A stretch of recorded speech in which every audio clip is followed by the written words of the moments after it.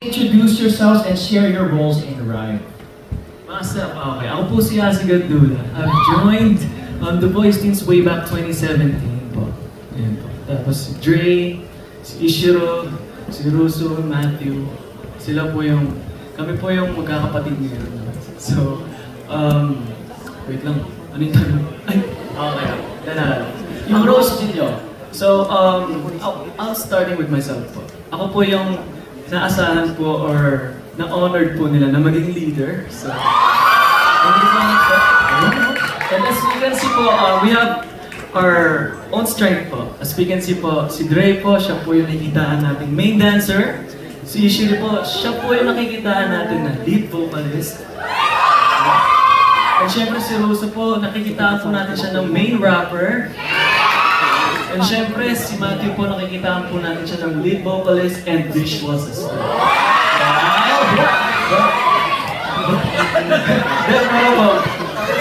Pero po, sa ano po, ang mindset po sana namin is kada roles po is gusto po naming aralin. Para po sa mga future po, we could be well-rounded po. Like, Ishiro could be the main dancer, Russo could be the main vocalist as well po. Like, aralin po namin. At nakakatuwa din yan kasi napanood ko yung interview niyo sa Soyu kahapon. At tinanong din nila kung ano yung mga roles niyo. And gusto ko talaga yung sinabi niya na gusto niya talaga maging all-rounders. Every member, they want to do everything. Kaya, that's nice. Ito naman, from Makakulap si Mr. Gardy. Idol ko po talaga siya. Okay, mga ibang members baka may gusto kayong collab in the future? Collab?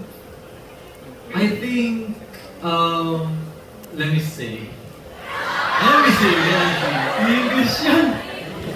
For me po, gusto ko rin po makakulab din naman si Sir Sax Sabundo po. Kasi he's a very good songwriter and artist rin as a whole. So, gusto ko pong matry din yung style ng music for us. Asi?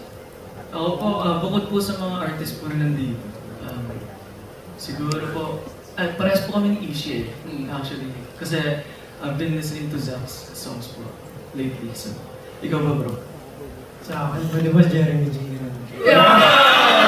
Ano ba? Ikaw nga eh, bro!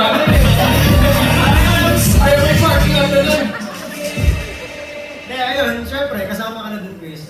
Siguro, si Sir Black Knight. Matthew, ikaw brother. Hindi kasi sa ngayon kasi yung process ko ngayon, inaaral ko talaga mag-rap, magsulat din ng kanta. So gusto ko na natututo ako kay Russo kung paano siya magsulat. Pero syempre, pagdating naman sa dance skills, gusto ko pang matuto sa mga kagaya ni Kuya Nate. Kuya Nate! Kuya Nate!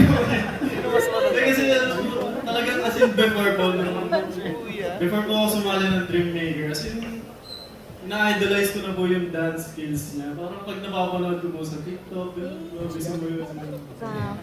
Kasi yun po, sobrang inspired ko lang po na matuto pa sa maging mahusay na performer po. Ayun, salamat sa answer mo, Matthew. Thank you so much, Kuya Nate, for that sample. Ito next question nito is, We're all former contestants of a survival show program here in ABS-CBN po called Dreammaker. And hindi po kami nanalo doon, but the management gave us another chance and created a group with us. Kasi,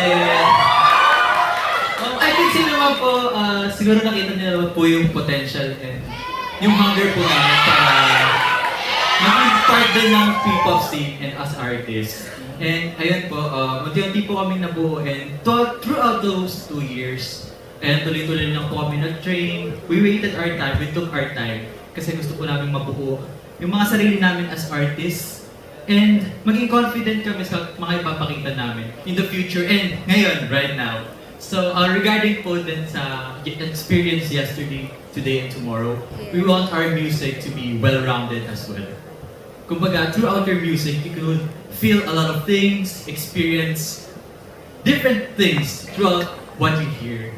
So ayun po, gusto po namin may maramdaman yung mga tao through our music. So, different experiences. About naman sa pagsasama namin, na pag-uusapan din namin minsan. Kasi di ba, in this industry, it's about what makes you different, what makes you unique. I can say what makes us unique is really connected with our backgrounds and our concept na ngayon sinaset namin. Kasi we all came from different paths. Si Dre, his experience in dancing, World of Dance. Si Asi, The Voice, singing. Si Rusu, before he was a boxer, in sports. And Matthew, he was in acting. And ako po, normal na akong tao na doing stuff. Just a chill guy. Over sa normal. You're just a Just a chill guy. Chill Then, guy. more on, focus lang sa aral. And, di ba, parang when I said our backgrounds, we are so different. So, di ba, parang isipin mo, paano ito mag-work as a group? But, also connected with our concept, we came from different paths. But, eventually, nagkita-kita kami sa isang daan. And now, we travel together to finally arrive where we want to be. Dito po sa Philippines. Kaya ayun po, we have finally arrived. Nagsama-sama kami. Our differences is also our strength. Yes. So, just to summarize, it's our story, our storyline, our concept, and us as individuals who came together as a group. Po, unang-una hindi po talaga ako makapaniwala na aabot kami sa kung nasan po kami ngayon. Pero syempre, nasa isang mindset po kaming lahat na nagkakaintindihan kami na iisa lang talaga yung goal namin from the start, na kahit ano mang mangyari, walang susuko, patuloy lang kami na hawakan namin yung mga kamay. Tapos kapit-kapit kami, gano'n, di ba? Syempre, patuloy lang kami nag-grind everyday, hindi kami sumusuko. Parang minsan, kagabi nga inisip ko lang parang di ako makapaniwala kasi parang sound effects.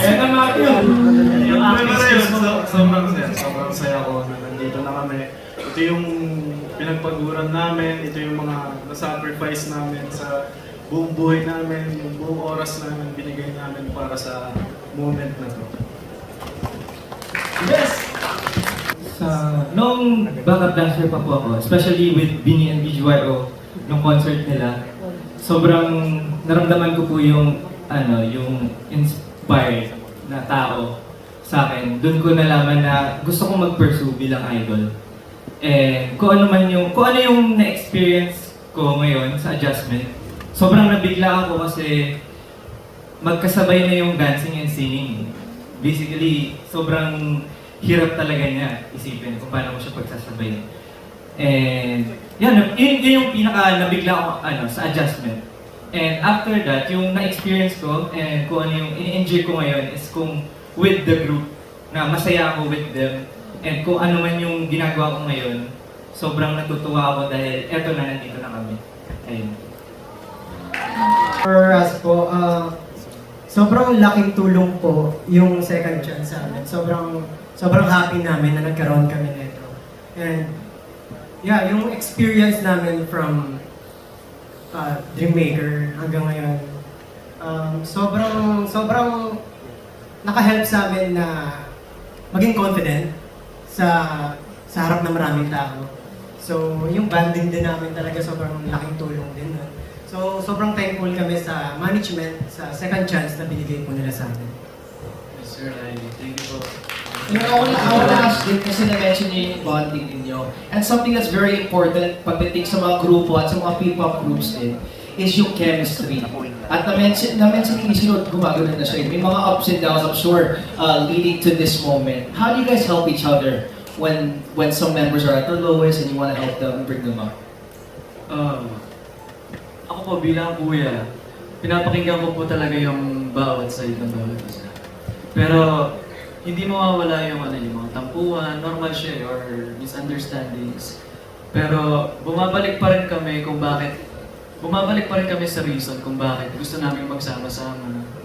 Tapos pinaparating ko sa bawat isa kung ano yung nararamdaman, pinapaintindi ko rin sa kanila yung POV ng isa para alam nila, maintindihan nila yung isa't isa. Ganun namin na aayos yung mga ups and downs namin. So, nag-set din kasi kami ng rule na dapat pag may problema tayo, ayusin natin right away. Kasi mahirap pagka ano eh, yung kinikim